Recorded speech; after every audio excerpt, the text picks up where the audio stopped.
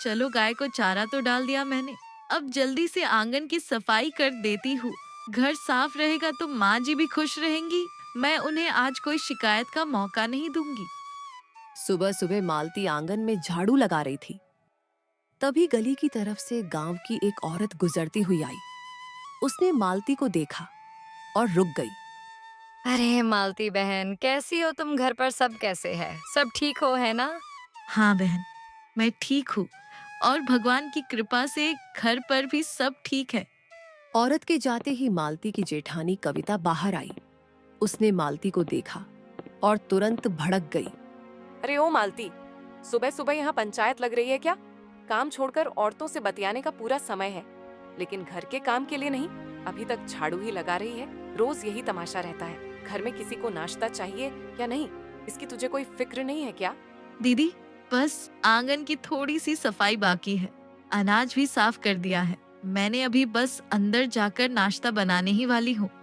तू रोज यही नाटक करती है। सुबह का सारा समय बर्बाद कर देती है।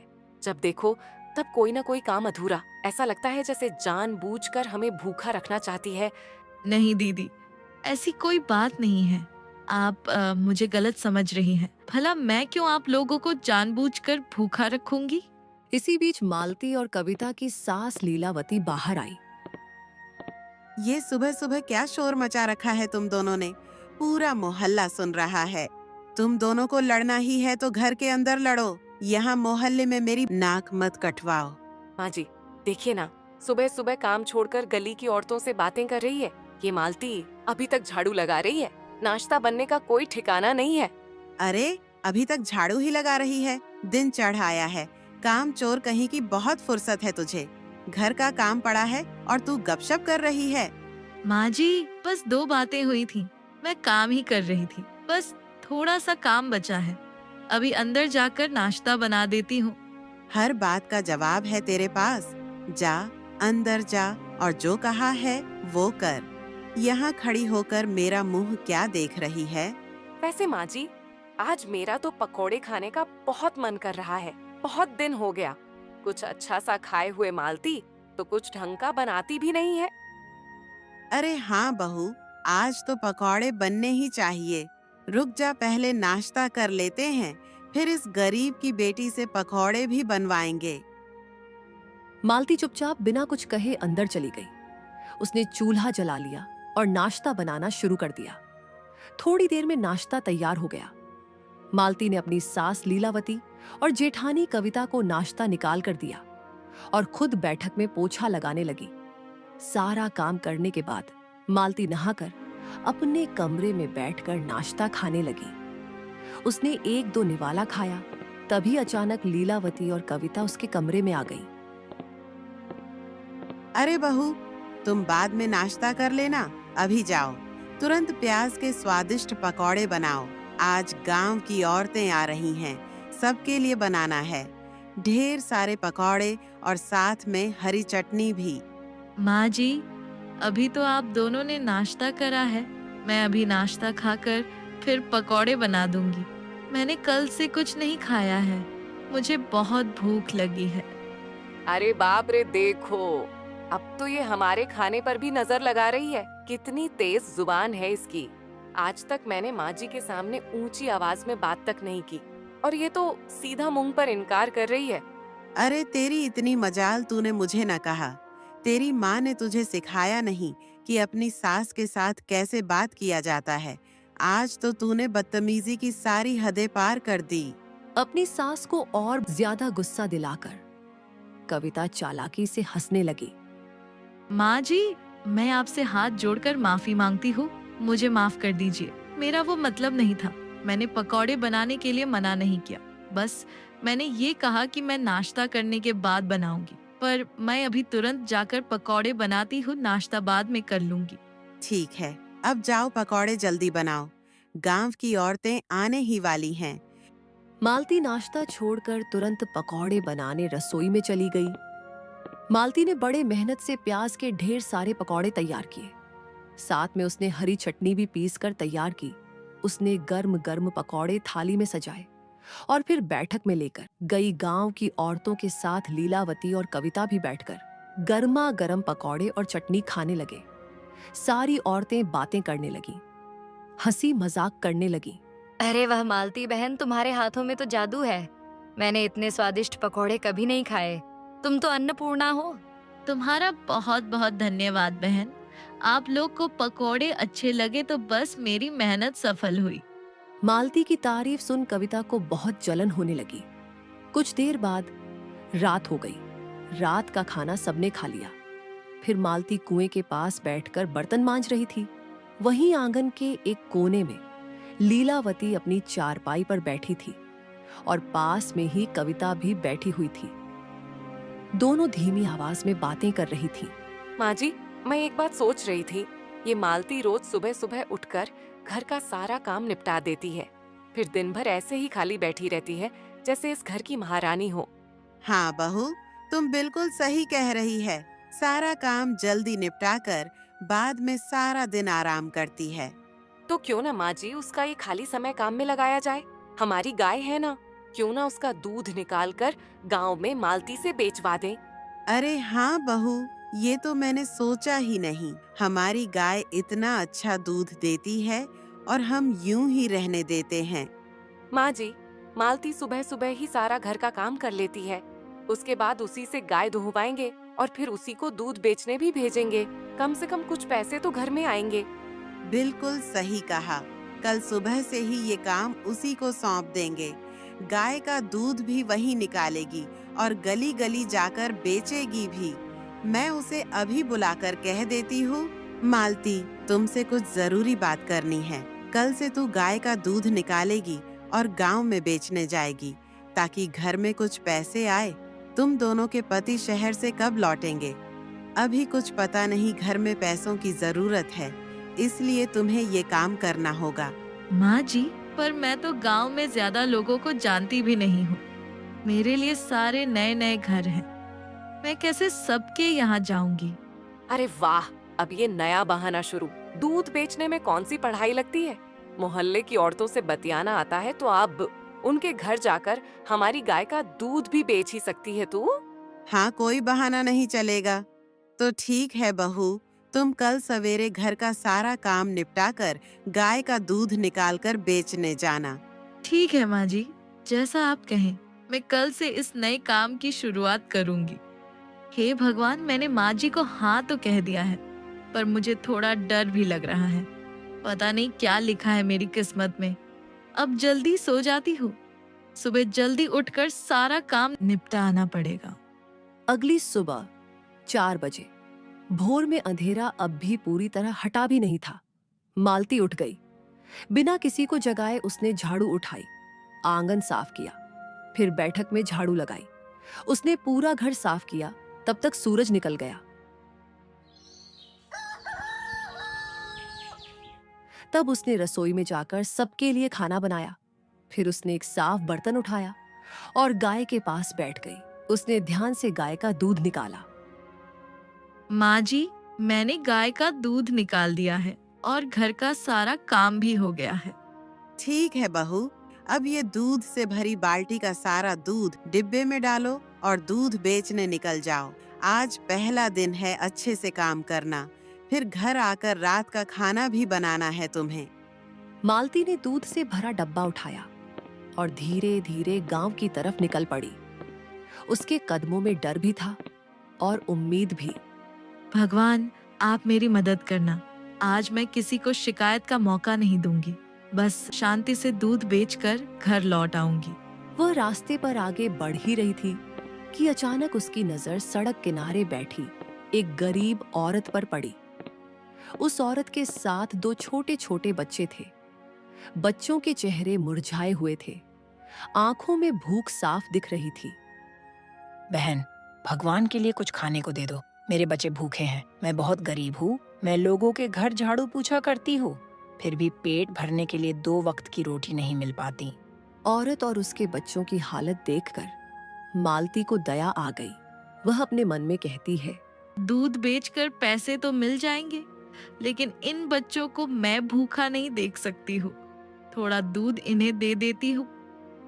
उसने डब्बे से दूध निकालकर एक घड़े में डालकर उस औरत को दे दिया। बहन, मेरे पास अभी कुछ खाने को तो नहीं है, पर तुम ये दूध रख लो। अपने बच्चों को पिला देना, उनका थोड़ा बहुत पेट तो भर ही जाएगा। बहन, भगवान तुम्हारा भला करे। तुम्हारे दिए इस दूध से आज मेरे बच्चों का पेट भर जाएगा। तुम्हारा बहुत बहुत धन्यवाद। यह सुनकर मालती के चेहरे पर मुस्कान आ गई। फिर वह वहां से आगे निकल गई। थोड़ी देर में मालती ने कुछ घरों में जाकर दूध बेचा। देखते ही देखते शाम हो गई। अंधेरा छाने लगा। मालती घर लौटी। उसके चेहरे पर थकान थी।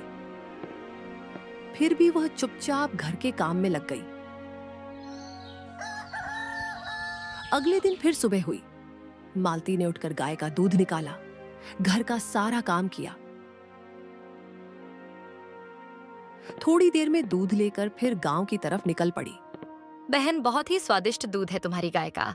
इतना अच्छा और स्वादिष्ट दूध गांव में किसी गाय का नहीं है। हाँ बहन, हमारी गाय का दूध बहुत स्वादिष्ट है। तुम्हारा बहुत बहुत धन्यवाद। इतना कहकर मालती आगे निकल गई। उसे फिर वही गरीब औरत दिखी। उन्हें देखकर मालती को फिर दया आ गई। वह अपने मन में कहती है, मैं इन बच्चों को थोड़ा दूध तो दे ही सकती हूँ। अब मैं रोज आकर इन्हें थोड़ा दूध मुफ्त में दे दूंगी। इतना सोचकर मालती ने फिर से मुफ्त में थोड़ा दूध उस औरत को दे दिया। मालती ने फिर कुछ घरों में दूध बेचा। थोड़ी देर में आगे चलते हुए उसे रास्ते में एक बूढ़े बाबा मिले। बाबा सड़क पर नीचे बैठे थे। बहुत कमजोर लग रहे थे। मालती उसके पास गई। बेटी, कुछ खाने को दे दो। 2 दिन से मैंने कुछ नहीं खाया। मुझे बहुत भूख लगी है। मालती ने एक बर्तन निकाला, उसमें दूध डाला और बाबा को दे दिया। ऐसे ही दिन बीतते गए। रोज सुबह मालती दूध लेकर निकलती। 1-2 घरों में दूध बेचती।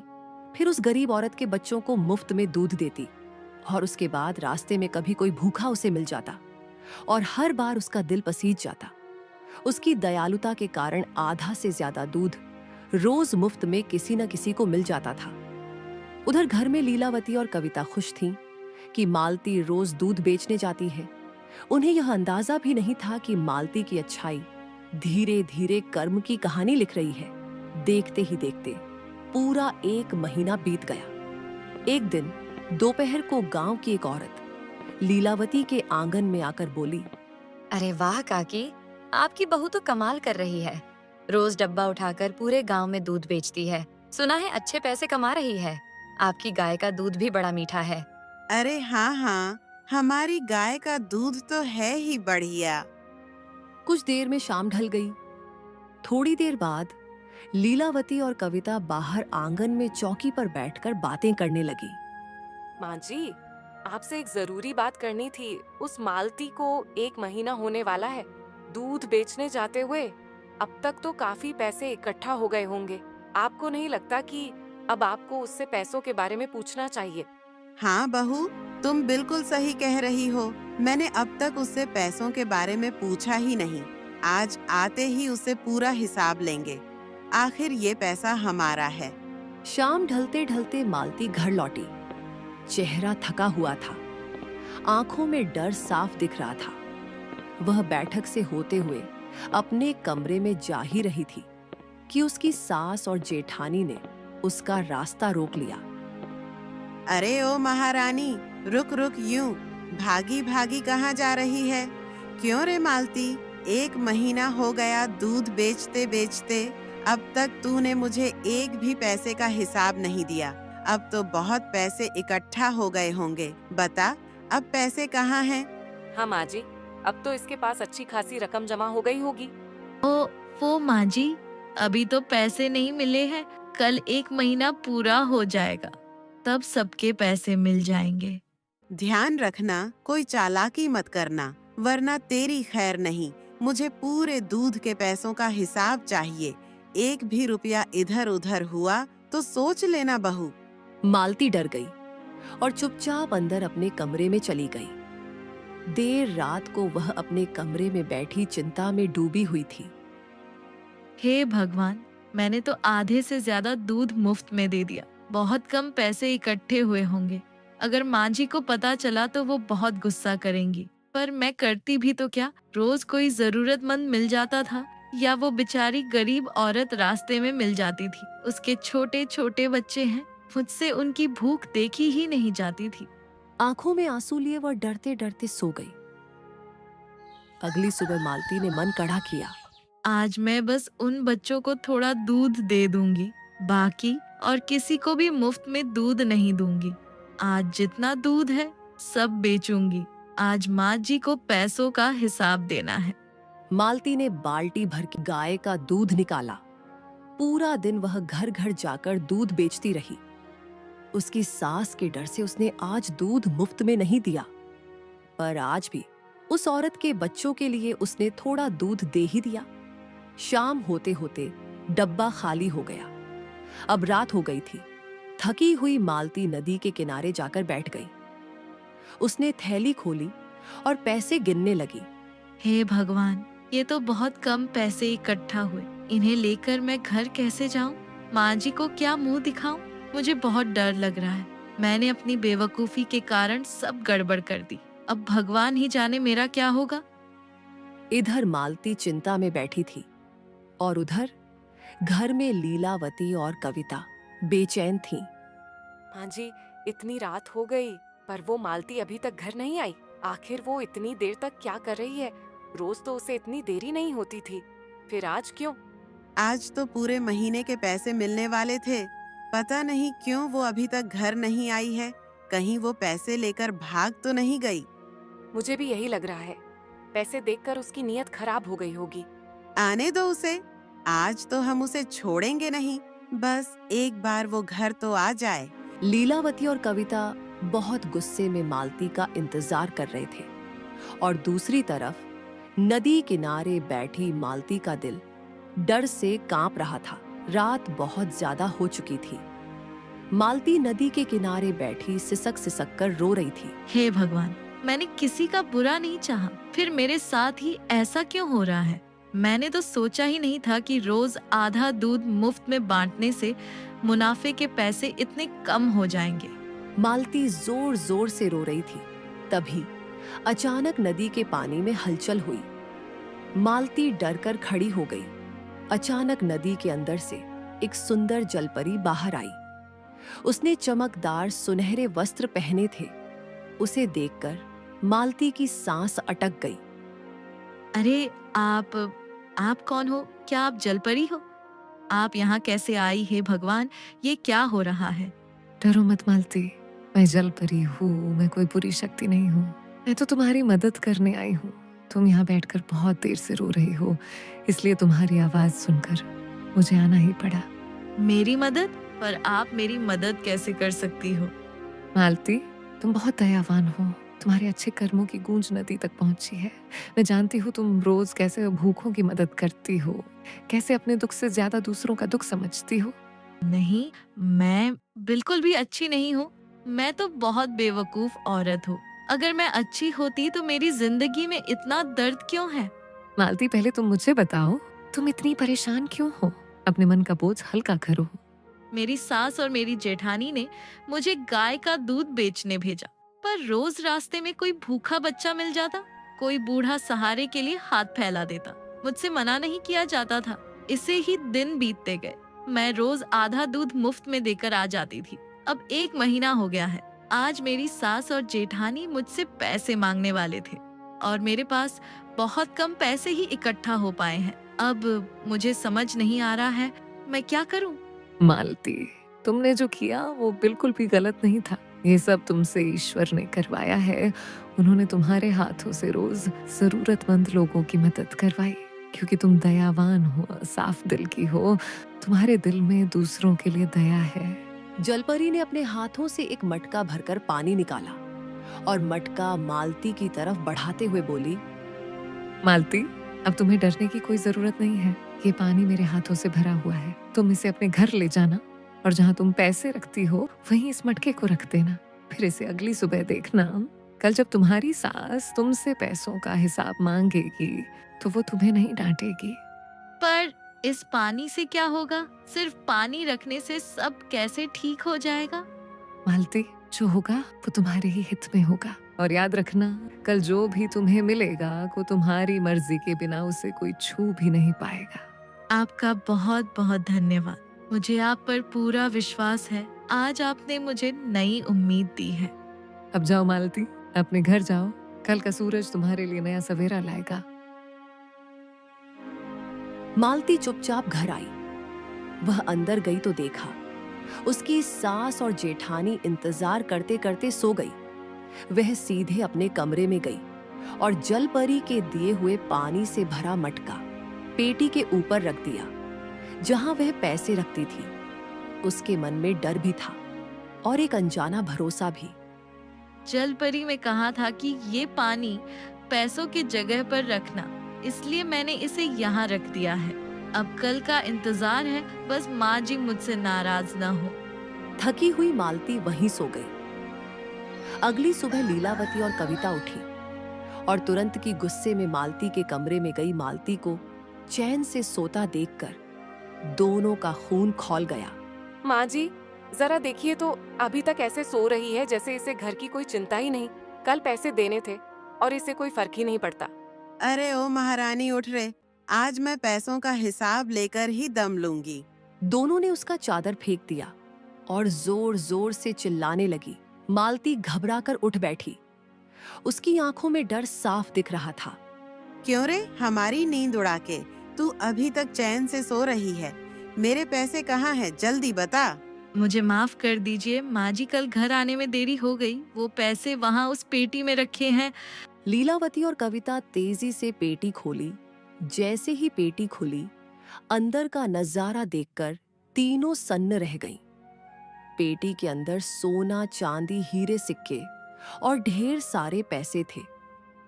हे भगवान, इतना सारा सोना, चांदी, हीरे, अरे वाह, ये सब मेरा है। वाह रे मेरी मालती बहू, तुमने तो कमाल कर दिया। बाप रे, मैंने इतना धन अपनी जिंदगी में कभी नहीं देखा। पर माँ जी, ये कैसे हो सकता है? पक्का इसने चोरी की है, क्योंकि दूध बेचने से इतना पैसा मिलना नामुमकिन है।